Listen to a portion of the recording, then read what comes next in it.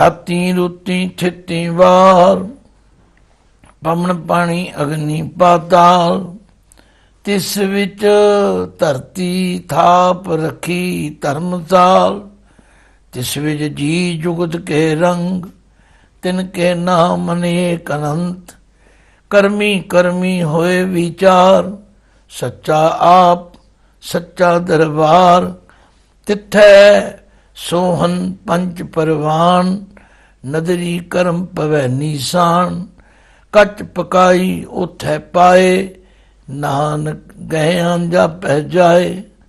हुण पातशाह बड़े ही सुखैन तरीके नाल सानू सचखंड तक पहुँचण की भी जाच दसते हैं, पर गुरुदेव के समझाउण का तरीका बहुत ही सुंदर, पर असी सिर्फ पाठ कर जाते हैं और पाठ करके समझने असी बहुत चंगा काम किया है। भी चंगा पाठ करना माड़ी गल नहीं, पर पाठ नूं विचार के कीते तो बिना कोई समझ नहीं पैंदी। पातशाह ने समझाया, आओ मैं तुहानू सचखंड तक जाण की गल समझावां। आख्या राती रुती थिती वार, परमात्मा की रचना के अंदर रातां भी हन, रुतां भी हन, थितां भी हन ते वार भी हन। पवन पानी अग्नि पाताल, हवा भी है, पानी भी है, अग भी है, अते पाताल धरती के हेठां जो हिस्सा उन्होंने पाताल कहते। इस सारी रचना के अंदर तिस विच धरती थाप रखी धर्मसाल, इस सारी रचना के विच जिहड़ी धरती है थाप रखी कायम कीती है धर्मसाल, धर्म कमाउण की जगह। धर्मसाल का अर्थ है धर्म कमाउण की जगह। इत्थे जितने असी जीव आए हाँ, असी धर्म कमाउण आए हाँ। तिस विच जी जुगत के रंग, इस रचना के अंदर कितने जीव हैं, किन्ने उन्हां दे रहण दे जुगत तरीके हैं, किन्ने उन्हां दे रंग हैं, तिनके नाम अनेक अनंत, उन्हां दे अनेका ही नाम हैं और इतने नाम हैं कि अनंत, उन्हां दा अंत नहीं पाया जा सकता। हुण महाराज कहना की चाहते हैं, आख्या याद रखो इस धरती उत्ते आके हर जीव जो कर्म करता है उहदे कीते हुए कर्मां ते विचार होवेगी। कर्मी कर्मी होए विचार, असी भुल जाने कर्म करन वाले असी भुल जाने, पर साडी इस भुल नूं सुधारदे हुए सतगुरु कहंदे ने, मनुख की करदा है, बीजे बिख मंगे अमृत, वेखो ए न्याओ। भगत फरीद जी ने कहा, फरीदा लोड़े दाग बिजौरियां, किकर बीजे झट, हंडे उन कताएं दा, पैदा लोड़े पट। पातशाह ने कहा याद रखो, ये धरती धर्म कमाउण की जगह है, तिस विच जी जुगत के रंग, तिनके नाम अनेक अनंत, करमी करमी होए विचार। जिहो जे कर्म करांगे उन्हां कर्मां ते विचार होवेगी, उन्हां दे अनुसार फैसला होवेगा। दुनियावी अदालतां भी ते देखते हैं लोग 100 तरह के झूठ फरेब करते हैं, पक्षवाद करते हैं, पर गुरुदेव कहते सच्चा आप सच्चा दरबार। वो वाहिगुरु आप सच्चा है, उसका दरबार भी सच्चा है, और तिथै सोहन पंच परवान, ਉਹਦੇ दरबार ਵਿੱਚ ਉਹ ਸ਼ੋਭਦੇ ਹਨ ਜਿਹੜੇ ਪੰਜ ਮੁਖੀ ਹਨ, ਜਿਹੜੇ परवान ਉਹਦੇ ਦਰ ਤੇ ਕਬੂਲ ਪਏ ਹਨ।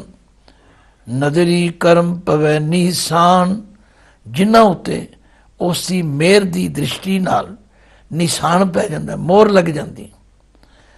ਇਹ ਉਹਦੀ ਬਖਸ਼ਿਸ਼ ਨਾਲ ਪੈਂਦੀ, ਜ਼ੋਰ ਨਾਲ ਨਹੀਂ, ਧੱਕੇ ਨਾਲ ਨਹੀਂ, ਆਪਣੇ ਮੂੰਹ ਮੀਆਂ ਮਿੱਠੂ ਬਣਨ ਨਾਲ ਨਹੀਂ। ਆਮ ਬੰਦੇ ਕਹਿ ਦਿੰਦੇ ਹਨ मैं तो जी कदे कोई गलत काम किया ही नहीं। पातशाह कहते नहीं, तुहाडे कहण नाल नहीं होवेगा।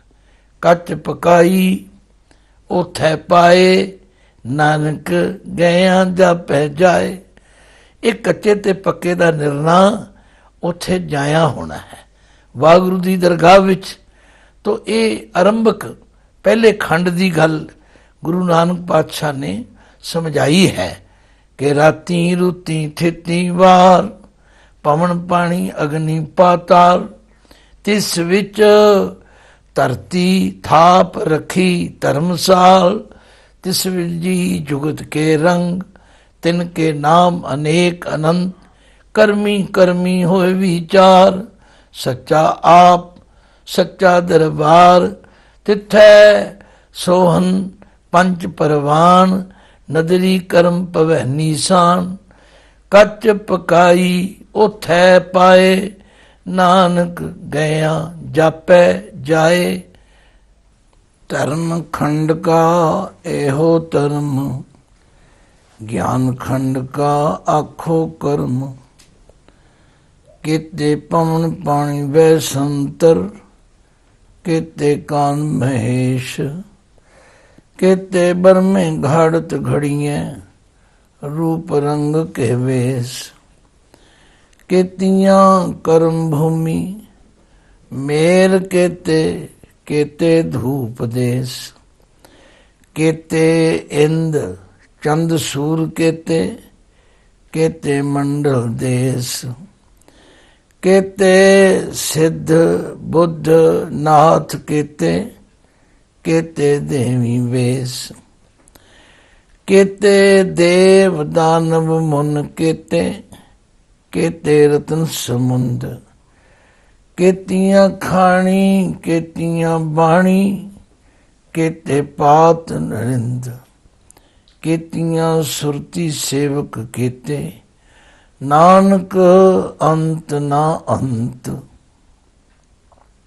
पातशाह ने सचखंड तक पहुंचन लई ਸਾਨੂੰ ਪ੍ਰਾਣੀਆਂ ਨੂੰ ਧਰਮਖੰਡ ਦੀ ਸੋਝੀ ਕਰਵਾਈ ਤੇ ਧਰਮ ਦੇ ਅਰਥ ਸਮਝਾਏ ਕਿ ਅਸੀਂ ਆਪਣੀ ਆਪਣੀ ਡਿਊਟੀ ਦਾ ਠੀਕ ਪਾਲਣ ਕਰੀ ਫਿਰ ਅਸੀਂ ਧਰਮੀ ਹਾਂ। ਧਰਮ ਦੀ ਵਿਆਖਿਆ ਬਹੁਤ ਵਿਸਤ੍ਰਿਤ ਹੈ।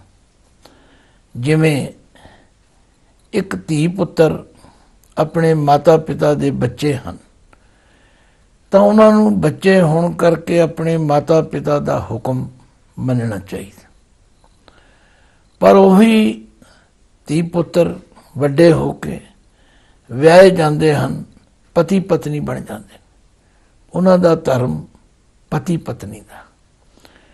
ਪਰਮੇਸ਼ਵਰ ਦੀ ਕਿਰਪਾ ਨਾਲ ਉਹਨਾਂ ਦੇ ਘਰ ਸੰਤਾਨ ਹੁੰਦੀ ਹੈ, ਉਹ ਮਾਤਾ ਪਿਤਾ ਬਣ ਜਾਂਦੇ, ਫਿਰ ਮਾਤਾ ਪਿਤਾ ਦਾ ਧਰਮ। ਸੱਚ ਜਾਣੋ, ਜਿਸ ਪਰਿਵਾਰ ਦੇ ਅੰਦਰ ਸਾਰੇ ਮੈਂਬਰ ਆਪਣਾ ਆਪਣਾ ਧਰਮ, ਆਪਣੀ ਆਪਣੀ ਡਿਊਟੀ, ਆਪਣਾ ਆਪਣਾ ਫਰਜ਼ ਠੀਕ ਨਿਭਾਉਂਦੇ ਹਨ, ਉਸ ਪਰਿਵਾਰ ਦਾ ਵਾਤਾਵਰਨ ਮਾਹੌਲ ਬੜਾ ਹੀ ਸ਼ਾਂਤ, ਬੜਾ ਹੀ ਸੁੰਦਰ, ਬੜਾ ਹੀ ਰਸਮਈ ਤੇ ਸੁਖਮਈ ਹੁੰਦਾ। ਤੋ ਗੁਰਦੇਵ ਨੇ ਇਹ ਬਚਨ ਕਹਿ ਕੇ ਸਾਨੂੰ ਸਾਵਧਾਨ ਕੀਤਾ ਕਿ ਕਰਮੀ ਕਰਮੀ ਹੋਏ ਵਿਚਾਰ, ਸੱਚਾ ਆਪ ਸੱਚਾ ਦਰਬਾਰ। ਉੱਥੇ ਕਿਸੇ ਦਾ ਕੋਈ ਪੱਖ ਨਹੀਂ ਲਿਆ ਜਾਣਾ, ਕਿਸੇ ਨਾਲ ਕੋਈ ਬੇਇਨਸਾਫੀ ਨਹੀਂ ਹੋਵੇਗੀ। ਹਾਂ, ਜਿਹੋ ਜਿਹੇ ਕੀਤੇ ਹੋਏ ਕਰਮ ਹਨ ਉਹਨਾਂ ਕਰਮਾਂ ਉੱਤੇ ਵਿਚਾਰ ਹੋਵੇਗੀ, ਕਿਉਂਕਿ ਵਾਹਿਗੁਰੂ ਆਪ ਸੱਚਾ ਹੈ, ਉਹਦਾ ਦਰਬਾਰ ਵੀ ਸੱਚਾ ਹੈ, ਉਹਦੇ ਕਾਇਦਾ ਕਾਨੂੰਨ ਵੀ ਸੱਚੇ ਹਨ। ਤੋ ਤਿੱਥੇ ਉਹਦੇ ਦਰਬਾਰ ਵਿੱਚ ਉਹ ਸ਼ੋਭਾ ਪਾਉਣਗੇ ਜੋ ਪੰਚ ਹਨ, ਜੋ ਪ੍ਰਵਾਨ ਹਨ, ਜਿਨ੍ਹਾਂ ਦਾ ਜ਼ਿਕਰ ਅਸੀਂ ਜਪਜੀ ਸਾਹਿਬ ਦੇ ਆਰੰਭ ਵਿੱਚ ਪੜ੍ਹ ਚੁੱਕੇ ਹਾਂ। ਪੰਜ ਪ੍ਰਵਾਨ, ਪੰਜ ਪ੍ਰਧਾਨ, ਪੰਚੇ ਪਾਵੇਂ ਦਰਗਾ ਮਾਨ, ਪੰਚੇ ਸੋ ਹੈ ਦर्रा जान, ਪਰ ਪੰਚਾਂ ਕਾ ਗੁਰ ਏਕ ਧਿਆਨ। ਜਿਨ੍ਹਾਂ ਦਾ ਇੱਕ ਪਰਮੇਸ਼ਵਰ ਵੱਲ ਧਿਆਨ ਹੈ, ਉਹ ਸਦਾ ਜੀਵਨ ਵਿੱਚ ਚੰਗੇ ਰਸਤੇ ਤੁਰਦੇ, ਚੰਗੇ ਕੰਮ ਕਰਦੇ ਨੇ। ਫਿਰ ਉਹਨਾਂ ਉੱਤੇ ਵਾਹਿਗੁਰੂ ਦੀ ਕਿਰਪਾ ਦ੍ਰਿਸ਼ਟੀ ਹੁੰਦੀ ਹੈ ਤੇ ਉਹਨਾਂ ਤੇ ਬਖਸ਼ਿਸ਼ ਦਾ ਨਿਸ਼ਾਨ ਮੋਹਰ ਲੱਗ ਜਾਂਦੀ। ਪਾਤਸ਼ਾਹ ਨੇ ਫਰਮਾਇਆ, ਇੱਥੇ ਕਹਿਣ ਨਾਲ ਕੋਈ ਕੱਚਾ ਹੈ, ਕੋਈ ਪੱਕਾ ਹੈ, ਕੋਈ ਊਰਾ ਹੈ, ਕੋਈ ਪੂਰਾ ਹੈ, ਇਹ ਤਾਂ ਉੱਥੇ ਜਾ ਕੇ ਪਤਾ ਲੱਗੇਗਾ। ਕੱਚ ਪਕਾਈ ਉਥੈ ਪਾਏ, ਨਾਨਕ ਗਿਆ ਜਾਪੈ ਜਾਏ। ਉੱਥੇ ਜਾਇਆ ਪਤਾ ਲੱਗਣ। ਹੁਣ ਪਾਤਸ਼ਾਹ 35 ਨੰਬਰ ਪੌੜੀ ਵਿੱਚ ਫਰਮਾਉਂਦੇ ਨੇ, ਧਰਮ ਖੰਡ ਕਾ ਇਹੋ ਧਰਮ। ਦੇਖੋ ਸੰਗਤ ਦੀ ਜਾਣਕਾਰੀ ਲਈ ਬੇਨਤੀ ਹੈ ਕਿ ਇੱਥੇ ਇਹੋ ਦੇ ਸਪੈਲਿੰਗ, ਈੜੀ ਨੂੰ ਏ ਲਾਵਾਂ, ਹਾਹੇ ਨੂੰ ਹੋ ਹੋੜਾ, ਇਹਨੂੰ ਆਪਾਂ ਇਹੋ ਪੜ੍ਹਦੇ ਹਾਂ ਔਰ ਇਹੋ ਹੀ ਉਚਾਰਨ ਬਣਦਾ। ਪਰ ਦੇਖਣ ਵਿੱਚ ਆਉਂਦਾ ਹੈ ਕਿ ਅਸੀਂ ਈੜੀ ਨੂੰ ਸਿਹਾਰੀ, ਹਾਏ ਨੂੰ ਔਂਕੜ ਵੀ ਇਹੋ ਬਣੀ ਜੇ ਪੜ੍ਹੀ ਜਾਂਦੇ, ਈੜੀ ਨੂੰ ਏ ਲਾਵਾਂ, ਹਾਏ ਨੂੰ ਔਂਕੜ ਵੀ ਇਹੋ ਪੜ੍ਹੀ ਜਾਂਦੇ। ਨਹੀਂ, ਉੱਥੇ ਉਚਾਰਨ ਇਹ ਹੈ, ਇੱਥੇ ਹੈ ਇਹੋ। ਧਰਮ ਖੰਡ ਕਾ ਇਹੋ ਧਰਮ, ਗਿਆਨ ਖੰਡ ਕਾ ਆਖੋ ਕਰਮ। ਹੁਣ ਕਿਰਪਾ ਕਰਕੇ ਸਾਨੂੰ ਗਿਆਨ ਖੰਡ ਦਾ ਵਰਤਾਰਾ ਵੀ ਦੱਸੋ। ਤਾਂ ਗਿਆਨ ਦੇ ਅਖਰੀ ਅਰਥ ਨੇ ਨੌਲੇਜ ਹੋਣੀ, ਜਾਣਕਾਰੀ ਹੋਣੀ, ਪਤਾ ਲੱਗ ਜਾਣਾ, ਸਮਝ ਆ ਜਾਣੀ। ਤਾਂ ਜਦੋਂ ਮਨੁੱਖ ਨੂੰ ਗਿਆਨ ਹੋ ਜਾਂਦਾ ਹੈ ਤਾਂ ਉਹਦੀ ਸੁਰਤ, ਉਹਦੀ ਸੋਚਣੀ ਬਦਲ ਜਾਂਦੀ ਹੈ। ਜਿਵੇਂ ਅਸੀਂ ਖੂਹ ਦੇ ਡੱਡੂ ਦੀ ਮਿਸਾਲ ਦਿੰਦੇ ਹਾਂ, ਜਦੋਂ ਤੀਕਰ ਉਹ ਖੂਹ ਵਿੱਚ ਰਹਿੰਦਾ ਹੈ ਤਾਂ ਉਸ ਨੂੰ ਖੂਹ ਦਾ ਗਿਆਨ ਹੈ, ਕਿਉਂਕਿ ਉਹ ਖੂਹ ਇੱਕ ਛੋਟੇ ਜਿਹੇ ਸੀਮਤ ਦਾਇਰੇ ਵਿੱਚ ਹੈ। ਪਰ ਜਦੋਂ ਉਹ ਖੂਹ ਦੀ ਸੀਮਾ ਤੋਂ ਬਾਹਰ ਖੁੱਲ੍ਹਾ ਵਿਚਰਨ ਲੱਗ ਪੈਂਦਾ, ਫਿਰ ਉਹਨੂੰ ਉਸ ਪਰਮਾਤਮਾ ਦੀ ਵਿਸ਼ਾਲਤਾ ਦਾ ਪਤਾ ਲੱਗਦਾ। ਫਿਰ ਉਸ ਨੂੰ ਉਸ ਅਕਾਲ ਪੁਰਖ ਤੇ ਵਿਸਤ੍ਰਿਤ ਰੂਪ ਦਾ ਗਿਆਨ ਹੋ ਜਾਂਦਾ। ਕੀਤੇ ਪਵਨ ਪਾਣੀ ਵੈ ਸੰਤਰ, ਕਿਤਨੇ ਹੀ ਪਵਨ, ਪਾਣੀ ਵੈ ਸੰਤਰ ਆਗਾਨ। ਹੁਣ ਆਮ ਬੰਦਾ ਪੁੱਛ ਸਕਦਾ, ਕਿਉਂ ਜੀ ਪਵਨ ਕਈ ਤਰ੍ਹਾਂ ਦੀ ਹੈ, ਪਾਣੀ ਕਈ ਤਰ੍ਹਾਂ ਦਾ ਹੈ, ਵਸੰਤਰ ਕਈ ਤਰ੍ਹਾਂ ਦੀ ਹੈ। ਪਰ ਇਹ ਵਿਚਾਰ ਦਾ ਵਿਸ਼ਾ ਹੈ। ਹਵਾ ਤੇ ਠੀਕ ਇੱਕੋ ਹੀ ਹੈ, ਪਰ ਕਿਧਰੇ ਹਵਾ ਸਿੱਲੀ ਹੈ, ਕਿਧਰੇ ਖੁਸ਼ਕ ਹੈ, ਕਿਧਰੇ ਠੰਡੀ ਹੈ, ਕਿਧਰੇ ਤੱਤੀ ਹੈ। ਪਾਣੀ ਕਿਤਨੀ ਤਰ੍ਹਾਂ ਦਾ ਹੈ, ਕਿਧਰੇ ਖਾਰਾ ਹੈ, ਕਿਧਰੇ ਮਿੱਠਾ ਹੈ, ਕਿਧਰੇ ਹੌਲਾ ਹੈ, ਕਿਧਰੇ ਭਾਰਾ ਹੈ। ਇਸੇ ਤਰ੍ਹਾਂ ਅੱਗ ਵੀ ਕਈ ਤਰ੍ਹਾਂ ਦੀ। ਤਾਂ ਉਸ ਨੂੰ ਗਿਆਨ ਹੋ ਜਾਂਦਾ ਕਿ ਪਰਮਾਤਮਾ ਦੀ ਬੇਅੰਤ ਰਚਨਾ ਵਿੱਚ ਕੀਤੇ ਪਵਨ ਪਾਣੀ ਵੈ ਸੰਤਰ, ਕੀਤੇ ਕਾਨ ਮਹੇਸ਼। ਇਹਨੂੰ ਕਾਨ ਨਹੀਂ ਕਹਿਣਾ, ਕਾਨ। ਕਿਤਨੇ ਹੀ ਕ੍ਰਿਸ਼ਨ ਜੀ ਹਨ, ਕਿਤਨੇ ਹੀ ਸ਼ਿਵ ਜੀ ਹਨ, ਕੋਈ ਅੰਤ ਨਹੀਂ ਪਾਇਆ ਜਾ ਸਕਦਾ। ਕੀਤੇ ਬ੍ਰਹਮੇ ਘਾੜਤ ਕੜੀਆਂ, ਇੱਕ ਬ੍ਰਹਮਾ ਨਹੀਂ, ਕਈ ਬ੍ਰਹਮੇ ਘਾੜਤ ਕੱਢ ਰਹੇ ਹਨ, ਘੜੀਆਂ ਕੱਢ ਰਹੇ ਹਨ। ਰੂਪ ਰੰਗ ਕੇ ਵੇਸ, ਕਈ ਰੂਪਾਂ ਦੇ, ਕਈ ਰੰਗਾਂ ਦੇ, ਕਈ ਪਹਿਰਾਵਿਆਂ ਦੇ ਲੋਕ ਪੈਦਾ ਹੋ ਰਹੇ। ਭਾਵ ਬੜੀ ਵਿਸ਼ਾਲ ਸ੍ਰਿਸ਼ਟੀ ਹੈ। ਥੋੜੀ ਥੋੜੀ ਦੂਰ ਤੇ ਜਾ ਕੇ ਬੋਲੀ ਬਦਲ ਜਾਂਦੀ ਹੈ, ਪਹਿਰਾਵਾ ਬਦਲ ਜਾਂਦਾ ਹੈ, ਵਿਸਤ੍ਰਿਤ ਉਹਦੀ ਰਚਨਾ। ਕੀਤੀਆਂ ਕਰਮ ਭੂਮੀ ਮੇਰ ਕੀਤੇ, ਕੀਤੇ ਤੂੰ ਉਪਦੇਸ਼। ਕਿਤਨੀਆਂ ਹੀ ਕਰਮ ਭੂਮੀਆਂ, ਕਰਮ ਕਮਾਉਣ ਦੇ ਖੇਤਰ ਹਨ, ਕਿਤਨੇ ਹੀ ਮੇਰ ਪਰਬਤ ਹਨ, ਕਿਤਨੇ ਹੀ ਧੂ ਅਤੇ ਉਹਨਾਂ ਦੇ ਉਪਦੇਸ਼ ਹਨ। ਕੀਤੇ ਇੰਦ ਚੰਦ ਸੂਰ ਕੀਤੇ, ਕੀਤੇ ਮੰਡਲ ਦੇਸ। ਕਿਤਨੇ ਹੀ ਇੰਦਰ ਹਨ, ਕਿਤਨੇ ਹੀ ਚੰਦਰਮਾ ਤੇ ਸੂਰਜ ਹਨ। ਸਾਇੰਸ ਵਾਲੇ ਅੱਜ ਲੱਭ ਲੱਭ ਕੇ ਕਹਿੰਦੇ ਹਨ, ਉੱਥੇ ਚੰਦਰਮਾ ਹੈ, ਉੱਥੇ ਸੂਰਜ ਹੈ, ਉੱਥੇ ਧਰਤੀ ਹੈ, ਉਸ ਤੋਂ ਅੱਗੇ ਕੁਝ ਹੋਰ ਧਰਤੀ ਹੈ। ਹੁਣ ਤੇ ਸਾਇੰਸ ਵਾਲਿਆਂ ਦੇ ਕਹਿਣ ਤੇ ਲੋਕ ਚੰਦਰਮਾ ਤੇ ਸੂਰਜ ਤੇ ਘਰ ਬਣਾਉਣ ਲਈ ਤਿਆਰ ਹੋਏ ਨੇ, ਪਰ ਉਹਨਾਂ ਦੀ ਖੋਜ ਅੱਜ ਵੀ ਹੈ ਤੇ ਅਧੂਰੀ ਹੈ। ਪਰ ਬਾਬੇ ਨਾਨਕ ਨੇ ਬਹੁਤ ਸਮਾਂ ਪਹਿਲਾਂ ਉਸ ਅਕਾਲ ਪੁਰਖ ਦੀ ਬੇਅੰਤਤਾ ਦੀ ਜ਼ਿਕਰ ਕੀਤਾ ਤੇ ਆਖਿਆ, ਜਦੋਂ ਕੋਈ ਮਨੁੱਖ ਉਸ ਪਰਮੇਸ਼ਵਰ ਦੇ ਨੇੜੇ ਹੁੰਦਾ ਫਿਰ ਉਸ ਨੂੰ ਉਸ ਦੀ ਵਿਸ਼ਾਲ ਰਚਨਾ ਦੀ ਸੋਝੀ ਆਉਂਦੀ ਹੈ। ਤੇ ਕੀਤੇ ਇੰਦ ਚੰਦ ਸੂਰ ਕੀਤੇ, ਕੀਤੇ ਮੰਡਲ ਦੇਸ਼। ਕਿਤਨੇ ਹੀ ਤਾਰਾ ਮੰਡਲ ਹਨ, ਕਿਤਨੇ ਹੀ ਦੇਸ਼ ਹਨ। ਕੀਤੇ ਸਿੱਧ ਬੁੱਧ ਨਾਥ ਕੀਤੇ, ਕੀਤੇ ਦੇਵੀ ਵੇਸ। कितने ही सिद्ध पुरुष हैं, कितने ही बुद्धिवान हैं, कितने ही नाथ जोगियां विच वड्डे मनण वाले मन, और कितनियां ही देवियां ते कितने उन्हां दे पहरावे हैं। मैं तो कई बारी बड़ा आश्चर्य होना, किधरे मनसा देवी, दुर्गा देवी, चिंतपूर्णी देवी, किधरे लक्ष्मी, किधरे दुर्गा, कोई अंत ही नहीं, देवियां का कोई अंत नहीं। भाव कहण तो उहदी बेअंत रचना का जिक्र पातशाह कर रहे ने। केते देव दानव मुन केते, केते रतन समुद्र। कितने ही देवते हैं, कितने ही राक्षस हैं, कितने ही ऋषि मुनि हैं, कितने ही समुद्र हैं, ते कितने ही उन्हां समुद्रां विच रतन हैं। केतियां खाणी, केतियां बाणी, केते पात नरिंद। ये ठीक है कि असी चार खाणियां का जिक्र करते सुनते हाँ, पर पातशाह कहते ने उसकी बेअंत रचना का कोई अंत नहीं। खाणी का मतलब जिस विचों कोई चीज़ निकलती है।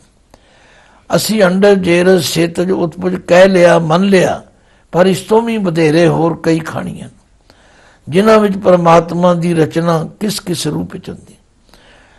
आम तौर पर चार बाणियां का जिक्र आउंदा है, परा पसंती मधमा बैखरी, पर नहीं, इत्थे ही बस नहीं, कितनियां ही खाणियां हन, कितनियां ही बाणियां ने।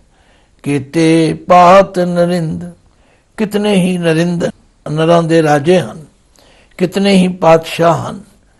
केतियां सुरती सेवक केते, नानक अंत ना अंत। कितनियां ही सिमरतियां हन, कितने उन्हां सिमरतियां नूं मनण वाले सेवक हन। नानक जी फरमांदे हन बई अंत ना अंत, उहदा अंत नहीं पाया जा सकता। ज्ञान खंड में ज्ञान प्रचंड, तिथै नाद विनोद कोड आनंद। शर्म खंड की बाणी रूप, तिथै घाड़त घड़िए बहुत अनूप। ताकियां गल्लां कथियां ना जाहे, जे को कह पिछे पछुताए। तिथै घड़िए सुरत मत मन बुद्ध, तिथै घड़िए सुरां सिद्धां की सुध। हुण पातशाह धर्म खंड ते ज्ञान खंड के वर्णन तो बाद शर्म खंड की गल करते। पातशाह ने इत्थों गल आरंभ की, ज्ञान खंड में ज्ञान प्रचंड। प्रचंड का मतलब है पूरे जोबन उत्ते। ज्ञान खंड विच ज्ञान की अवस्था विच ज्ञान पूर्ण तौर पर प्रचंड हो जाता, और जदों ज्ञान का दायरा वधदा है फिर मनुख नूं समझ आती है बई मैं तो खूह का डिड्डू हाँ, मैनू तो पता ही नहीं। हुण देखो जिमें कोई इंडिया च पैदा होंदा है, इंडिया च ही मर जाता, उन्होंने की पता है बाहर की है। पर जे वो बाहर भी जावे फिर उन्होंने पता लगेगा कितने देश हैं, कितने उन्होंने पहरावे हैं, कितनियां उन्होंने बोलियां हैं, कितना उन्होंने कल्चर है, कितनी उन्होंने सभ्यता है, बेअंत है। तो गल की ज्ञान खंड में ज्ञान प्रचंड, तिथै नाद विनोद कोड आनंद। उस अवस्था विच कई तरह के नाद वाजे, कई तरह के विनोद कौतक तमाशे और बड़ियां आनंद देने वालियां चीज़ां नजरी आउंदियां हन। ये ज्ञान की अवस्था दसन तो बाद हुण पातशाह शर्म खंड का जिक्र करते हैं। शर्म का अर्थ इत्थे शर्म बेशर्म नहीं, बल्कि मेहनत कमाई घालना करन दा खंड है। क्योंकि जो ज्ञान हो जाता है फिर मनुख की सोझी विकसित हो जाती है, तो विकसित हुई सोझी विच उन्होंने समझ आती है कि मैनू की करना चाहिए। पातशाह कहते शर्म खंड की बाणी रूप। इत्थे बाणी का मतलब बोलन तो नहीं, ये बाणी का मतलब बनावट बनतर। जदों कोई घालना घालदा मेहनत करता है तो उहदे ते रूप आउंदा है, सुंदरता आउंदी। मैं इनू होर सरल ते सौखा करके कहंदा समझाउणा भी जिवें कोई बंदा रोज़ सैर करता होवे तां सैर करन तो बाद ਉਹਦੇ ਚਿਹਰੇ ਉੱਤੇ ਇੱਕ ਵੱਖਰਾ ਰੰਗ ਚੜ੍ਹਦਾ। ਕੋਈ ਰੋਜ਼ ਐਕਸਰਸਾਈਜ਼ ਕਰਦਾ ਹੋਵੇ, ਰੋਜ਼ ਜਿਮ ਵਿੱਚ ਜਾਂਦਾ ਹੋਵੇ, ਤੇ ਉਹਦੇ ਸਰੀਰ ਦੇ ਜਿਹੜੇ ਅੰਗ ਨੇ ਉਹ ਬਣ ਜਾਂਦੇ ਨੇ, ਉਹਨਾਂ ਦੀ ਸੁੰਦਰਤਾ, ਉਹਦੀ ਡੀਲ ਡੌਲ ਸਡੌਲਤਾ ਵੱਖਰੀ ਹੋ ਜਾਂਦੀ। ਤੋ ਪਾਤਸ਼ਾਹ ਕਹਿੰਦੇ ਨੇ ਘਾਲਣ ਵਾਲੇ, ਮਿਹਨਤ ਕਰਨ ਵਾਲੇ ਜਿਹੜੇ ਨੇ, ਉਹਨਾਂ ਦੀ ਬਣਤਰ ਸੁੰਦਰਤਾ ਵਿੱਚ ਹੁੰਦੀ।